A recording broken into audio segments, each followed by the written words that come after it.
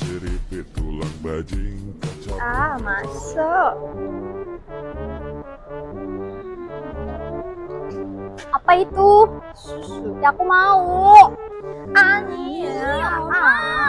Oma. Kalian ini baru juga pulang dari Korea masih aja perebutan minuman. Nih, udah pergi sana main. Ayo. Duh, panas banget ya di sini, nggak kayak di Korea. Annyeong Bu Tiha. Bu Dewi. Apa kabar? Baik. Bu Tiha, dengar-dengar dari tetangga habis dari Korea itu ngapain Bu Tiha kira-kira? Habis ngapain? Oh, yang kemarin? Iya. Iya, saya habis jemput anak saya yang menetap di Korea. Oh. Sekalian belanja kosmetik. Oh iya, maksud dan tujuan saya kesini pengen ini Bu Tiha nih. Anak saya ada keperluan. Sini nak, sini.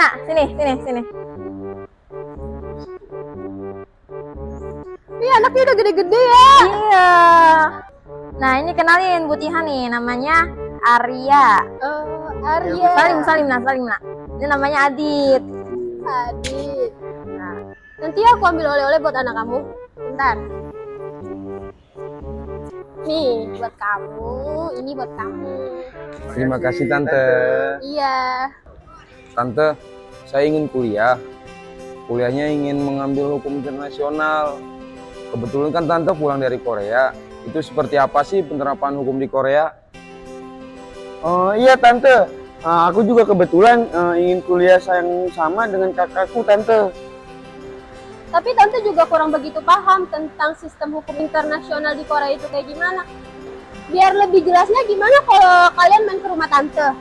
Sebelum ke rumah, Tante bakalan kenalin anak-anak Tante ke kalian. Sebentar ya, panggilin dulu. Nah, sini. Kenalin nih, ada Tante Debbie sama kedua anaknya. Hai, cantik-cantik ya ini anaknya Bu Tiha. Iya dong, siapa dulu mamahnya? Jodohnya nanti nih sama anak-anak saya nih tuh. Namanya siapa? Kenalin dong, Nak. Kenalin aku Prabowo. Nah, kebetulan hari ini acara TV-nya, beritanya menjelaskan hukum internasional di Korea.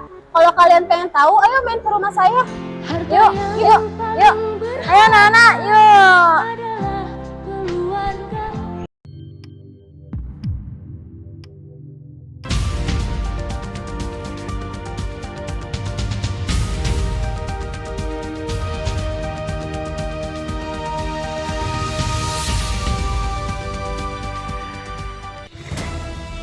Annyeonghaseyo, selamat pagi pemirsa.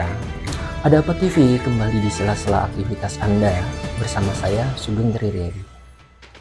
Di mana pada sesi spesial kali ini akan mengupas seputar hukum di dua negara, yaitu negara Korea Utara dan juga Korea Selatan. Dan kali ini saya tidak sendirian, saya ditemani oleh 4 wanita cantik. Oke, langsung saja. Ladies, tunjukkan bakat kalian. Selamat pagi, untuk sesi kali ini akan ditemani oleh kami dengan saya Nida Khairunisa, Saya Devi Ratnasari. dan saya Devani Marvinawati. Saya Patiha Kurnia Lila. Negara Korea Utara dan Korea Selatan. Sebelum membahas terkait sistem hukumnya, ayo kita coba mengenal kedua negara tersebut lebih dekat. Perang Korea adalah perang antara Korea Utara dan Korea Selatan yang dimulai pada 25 Juni 1950. Perang ini sempat berhenti sementara dengan gencatan senjata yang ditandatangani pada 27 Juli 1953. Konflik diakibatkan oleh pembagian Korea dan upaya kedua Korea untuk menyatukan kembali Korea di bawah pemerintahan mereka masing-masing. Perang ini menewaskan lebih dari 2 juta penduduk dan prajurit dari kedua belah pihak. Pertempuran dihentikan dengan gencatan senjata, tetapi kedua Korea secara teknis masih berada dalam keadaan perang.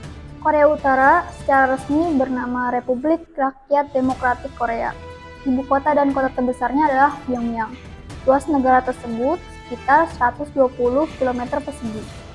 Pemerintahan Kesatuan Juche Song-un yaitu salah satu partai kediktatoran totaliter Republik Konstitusional.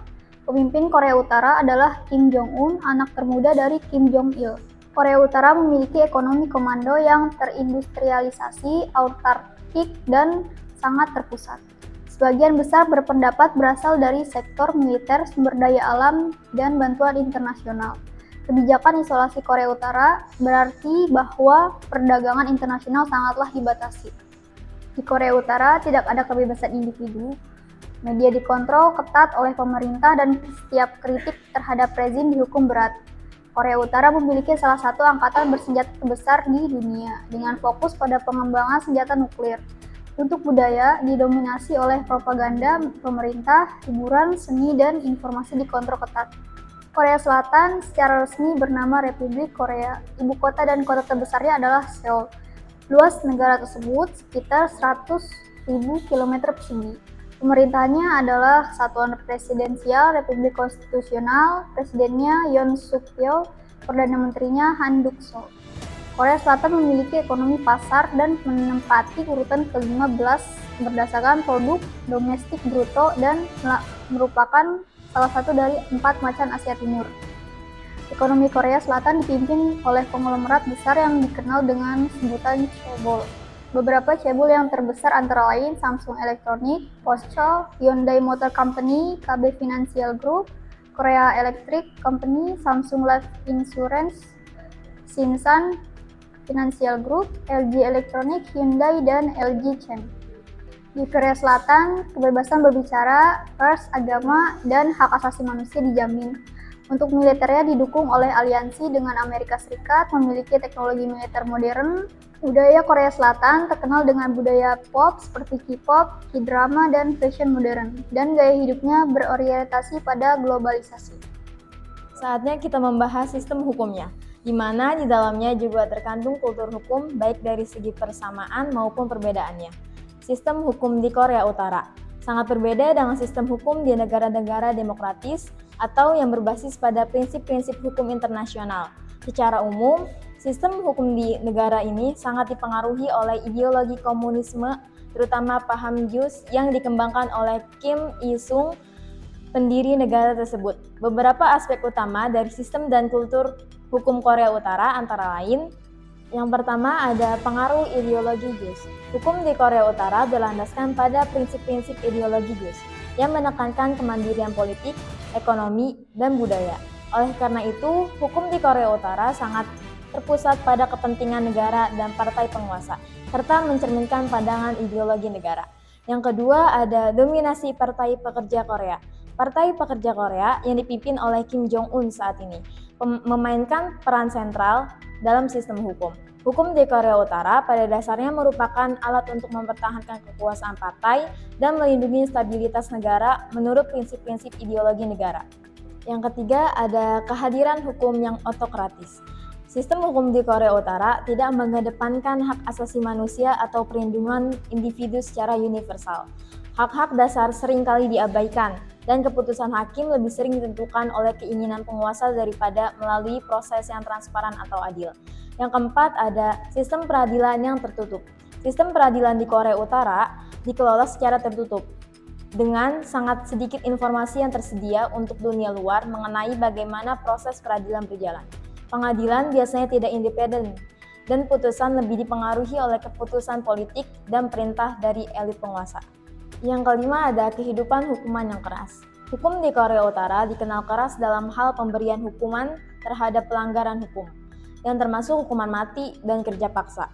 Bahkan untuk pelanggaran-pelanggaran yang dianggap relatif ringan di negara lain. Penyiksaan terhadap tahanan politik atau individu yang dianggap melawan rezim juga dilaporkan sering terjadi. Yang keenam ada hukum pidana. Korea Utara memiliki sistem hukum pidana yang cukup ketat. Undang-undang pidana mengatur berbagai tindak kejahatan, termasuk yang terkait dengan pelanggaran terhadap negara atau pemimpin. Kejahatan yang dianggap sebagai pengkhianat atau subversi terhadap negara dapat dihukum dengan sangat berat. Dan yang terakhir ada penyensoran dan pembatasan kebebasan. Korea Utara menerapkan sistem hukum yang membatasi kebebasan berbicara, kebebasan pers, dan kebebasan berekspresi. Hukum di negara ini juga mencakup kontrol ketat terhadap media dan komunikasi, di mana setiap bentuk kritik terhadap pemerintah atau ideologi resmi dianggap sebagai pelanggaran yang serius. Secara keseluruhan, sistem hukum di Korea Utara lebih berfungsi untuk menjaga kekuasaan pemerintah dan partai yang berkuasa, dengan sedikit ruang untuk hak-hak individu atau kebebasan politik. Di Korea Utara, saat persidangan, jumlah dan pihak yang hadir ada hakim, biasanya hanya satu orang yang juga tunduk pada kontrol politik. Jaksa bertugas menuduh dan mendukung vonis yang sudah ditentukan. Tersangka, orang yang diadili seringkali tidak diberi kesempatan untuk membela diri. Perwakilan partai politik atau militer mengawasi proses untuk memastikan keputusan politik yang dijalankan. Saksi hanya dihadirkan jika diperlukan untuk memperkuat tuduhan, bukan untuk keadilan. Fungsinya, hakim berfungsi hanya sebagai formalitas untuk memberikan putusan sesuai perintah pemerintahan. Fungsi jaksa menguatkan dakwaan tanpa mempertimbangkan keadilan. Yang tersangka tidak memiliki hak berbicara ataupun pembelaan yang efektif. Sistem hukum di Korea Selatan ini berbasis pada prinsip-prinsip hukum sipil atau civil law yang juga dipengaruhi oleh tradisi hukum Eropa, terutama hukum Jerman dan Prancis. Sebagai negara demokrasi dengan sistem pemerintahan republik, Korea Selatan mengedepankan supremasi hukum, hak asasi manusia, dan perlindungan terhadap kebebasan individu. Beberapa aspek utama dari sistem dan kultur hukum Korea Selatan antara lain, yang pertama ada konstitusi.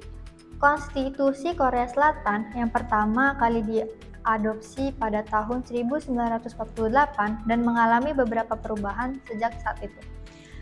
Perubahannya adalah dasar hukum tertinggi di negara ini. Konstitusi ini menjamin beberapa hak dasar warga negara sebagai kebebasan berbicara, kebebasan pers, kebebasan beragama, dan hak untuk berpartisipasi dalam proses politik. Yang kedua, prinsip hukum sipil. Korea Selatan mengikuti tradisi hukum sipil yang berakar pada kode-kode hukum tertulis, terutama Kitab Undang-Undang Hukum Perdata atau Civil Code, yang mengatur masalah hak milik, kontrak, dan kewajiban antar individu. Selain itu, Korea Selatan juga memiliki sistem hukum pidana yang mengatur kejahatan dan hukuman, yang diatur dalam Kitab Undang-Undang Hukum Pidana atau Criminal Code dan hukum acara pidana. Yang ketiga, ada sistem peradilan. Sistem peradilan yang independen, di mana peradilan di Korea Selatan bersifat independen dan tidak terpengaruh oleh cabang eksekutif maupun legislatif. Hakim dipilih berdasarkan kualifikasi profesional dan memiliki kewenangan untuk membuat keputusan yang bebas dari campur tangan politik. Peradilan tinggi, di mana Korea Selatan memiliki sistem peradilan yang terstruktur dan Mahkamah Agung sebagai pengadilan tertinggi.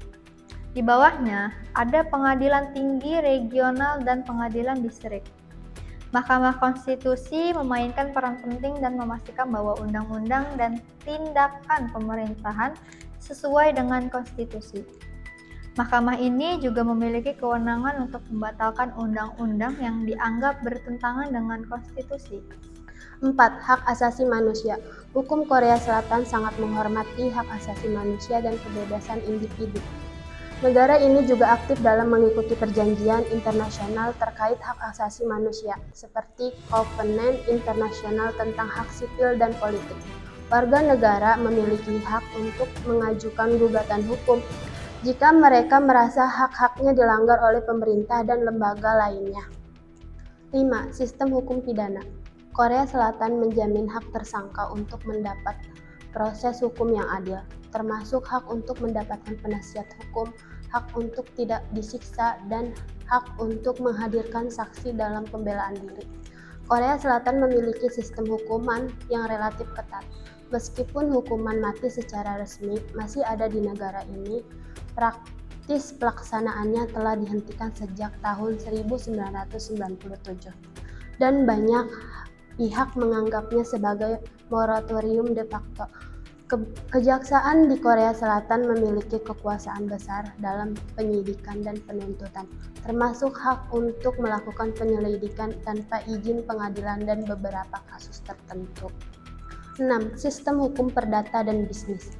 Korea Selatan memiliki sistem yang jelas dalam hal kontrak dan peraturan bisnis.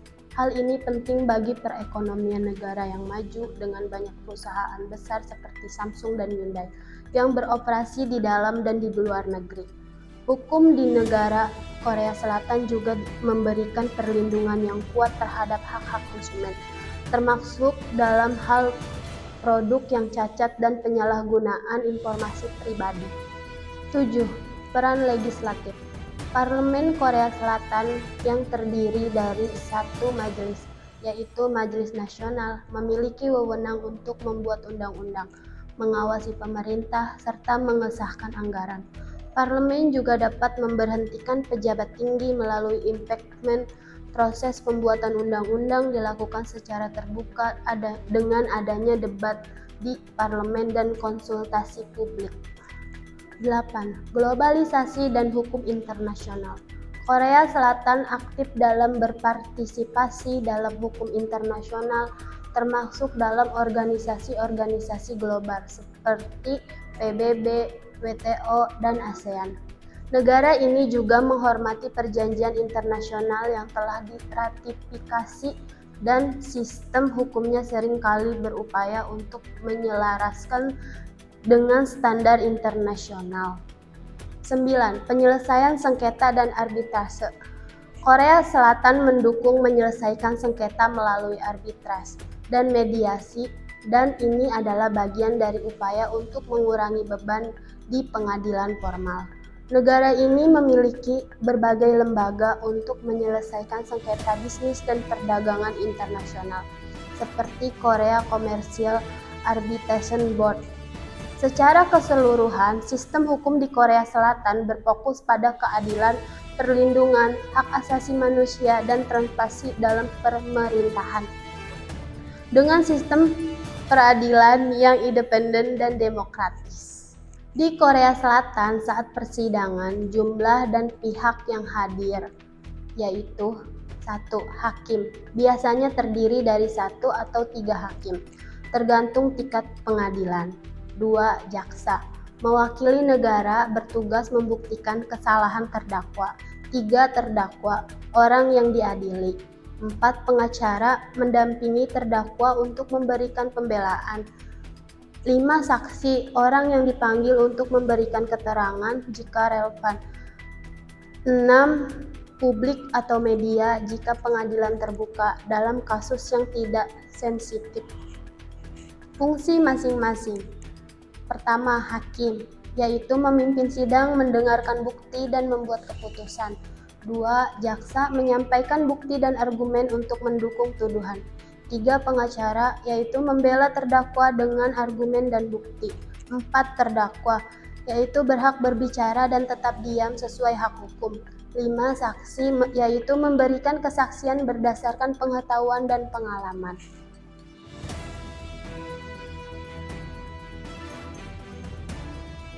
Yang kedua, sistem hukum tertulis. Korea Selatan dan Korea Utara memiliki sistem hukum yang berbasis pada kode hukum tertulis. Meskipun isi dan tujuan hukum tersebut sangat berbeda. Di Korea Selatan, hukum dirancang untuk melindungi hak-hak individu, sedangkan di Korea Utara, hukum dirancang untuk memperkuat kekuasaan pemerintah dan mempertahankan stabilitas negara berdasarkan ideologi Jukhae. Yang ketiga, ada struktur pengadilan.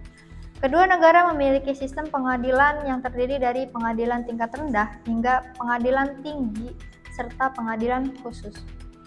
Namun, di Korea Selatan, pengadilan tersebut independen, sedangkan di Korea Utara, pengadilan lebih berfungsi untuk menegakkan kekuasaan partai dan pemimpin. Yang keempat, ada keberadaan Mahkamah Agung. Korea Selatan memiliki Mahkamah Agung sebagai pengadilan tertinggi yang berperan dalam memberikan keputusan akhir terkait hukum negara. Sementara itu, di Korea Utara, meskipun ada pengadilan tertinggi, pengadilan-pengadilan tersebut lebih sering berfungsi untuk mendukung keputusan politik dari pemerintah. Dan kesimpulannya, secara umum, sistem hukum di Korea Selatan sangat menghormati prinsip-prinsip demokrasi, hak asasi manusia, dan independensi lembaga peradilan dengan fokus pada keadilan dan perlindungan individu. Di sisi lain, sistem hukum di Korea Utara lebih berfungsi untuk mempertahankan kekuasaan pemerintah dan ideologi partai. Dengan sangat terbatasnya perlindungan terhadap hak-hak individu dan kebebasan politik. Meskipun ada beberapa kesamaan dalam struktur hukum formal, perbedaan mendalam dalam tujuan dan penerapan hukum menunjukkan perbedaan besar antara Korea Selatan dan Korea Utara.